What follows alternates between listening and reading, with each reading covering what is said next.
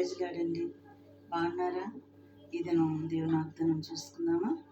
చిన్న వచనం పాడుకొని దేవుని మహిమపరుద్దాం. ఏకాంతి లేని సీదిలో, ఏ తోడు లేని విషాదపు వీధులలో, ఎన్నో పాయపు అంచులలో నన్నాదుకున్న నా కన్న తండ్రివి యేసయ్యా, నన్ను అనాథగా విడువక నీలాంజనములతో నాకు పునాదులు వేసితివే.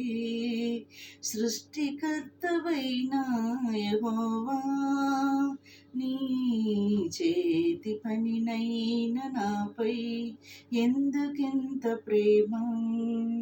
మంటికి రూపునిచ్చినావు, మహిమలో స్థానమిచ్చినావు, నాలో నిన్ను దాచావు, నీలో నన్ను దాచావు. నిస్సార్థమైన నీ ప్రేమ మరణము కంటే బలమైనది నీ ప్రేమ. ఇది నా దేవుని అర్థం చూసుకుందామండి. యెషయా 54:11 చూసుకుందామండి.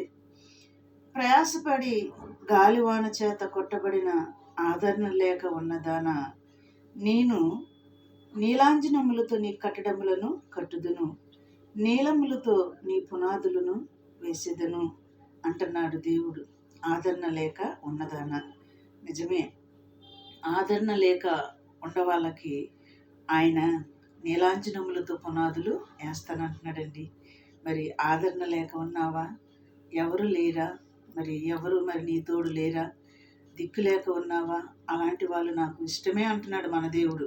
ఆదరణ లేక ఉన్నదానా, నేను నీకు నీలాంజనములతో పునాదులు వేస్తానని మన దేవుడు ఈ దినం మనతో మాట్లాడుతున్నాడు. కాబట్టి ఇట్టి మాటలను బట్టి ప్రార్థన చేద్దాం. మీ కొరకు నేను ప్రార్థన చేస్తున్నానండి.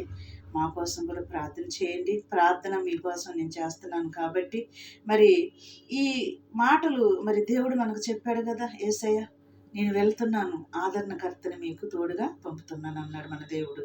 అందుకే ఆయన చెప్తున్నాడు ఇక్కడ, ఆదరణ లేక ఉన్నదానా, నేను నీలాంజనములతో నీ కట్టడములను కట్టెదను. ఇది నా వాగ్దానం. ఇలాంటి మాటలు స్తోత్రములు ప్రభా. ఈ మాటలు వింటున్న బిడ్డలను, చూస్తున్న బిడ్డలను దర్శించమని యేసయ్య నామములో అడిగి వేడుకుంటున్నాను తండ్రి. ఆమేన్. God bless you.